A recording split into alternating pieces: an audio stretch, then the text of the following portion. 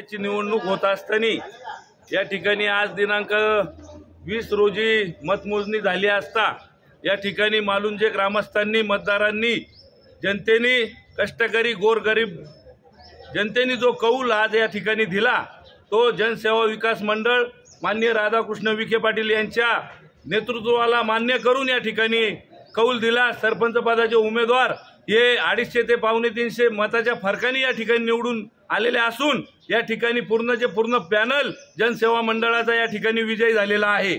या ठिकाणी विखे आणि थोरात अशी लढत मालुंजात या ठिकाणी होती। निवडणूक लागायच्या अगोदर या मालुंजाची पार्श्वभूमी अशी तयार केली होती की बांधावरच्या भांडणावरून खंडणीचे गुन्हे दाखल, बांधावरच्या भांडणावरून 307चे गुन्हे दाखल आणि बांधावरच्या भांडणावरून इतर गुन्हे दाखल करून या ठिकाणी मागच्या काळात मी सरपंच असताना मला हद्दपार करण्याचा प्रयत्न या ठिकाणी संगमनेरच्या नेतृत्वाकडून झाला। पण महत्त्वाची गोष्ट शेवटी खऱ्याला मान असतो आणि काम करणाऱ्याला मत असतं। ते आज मालुंजाच्या जनतेने या ठिकाणी दाखवून दिलं। जे काम 5 वर्षाच्या काळात या ठिकाणी कष्टकऱ्यांसाठी, शेतकऱ्यांसाठी, गोरगरिबांसाठी या ठिकाणी मी केलं होतं त्या कामाचं चीज आज पुन्हा मतपेटीतून या ठिकाणी आज हॅट्रिक मारून या ठिकाणी पंचवार्षिकची निवडणूक मी विजयी झालो। माननीय या ठिकाणी मी मतदारांचे आणि माझ्या जेवढे जनसेवा मंडळाकरता जेवढ्यांनी कष्ट घेतलं यांचे सर्वांचे या ठिकाणी मी आभार मानतो।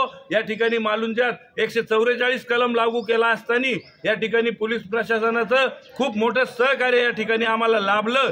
पण कुठलीही ज्या गोष्टींनी संगमनेरच्या नेतृत्वाने सांगितलं होतं की मालुंजात काहीतरी होण्याची शक्यता आहे, पण कुठलाही आम्ही अनावध प्रसंग या ठिकाणी होऊन दिला नाही। तो टाळण्याचा प्रयत्न केला आणि तो टाळून या ठिकाणी अतिशय मोठ्या मताधिक्याने जनसेवा मंडळ विजयी केलं। त्याबद्दल पुनश्च एकदा पोलीस प्रशासनाचे या ठिकाणी आभार मानतो की त्यांनी सहकार्य केलं आणि गावाची शांतता सुव्यवस्था एकदम व्यवस्थित राखली आणि आजचा निकाल जो लागला, जो अपेक्षित निकाल होता तोच निकाल या ठिकाणी लागला। संगमनेरच्या नेतृत्वाला मालुंजाच्या विधानसभा मतदारसंघात ही सगळ्यात मोठी चपराक या ठिकाणी भेटली हे मी या ठिकाणी सांगू इच्छितो।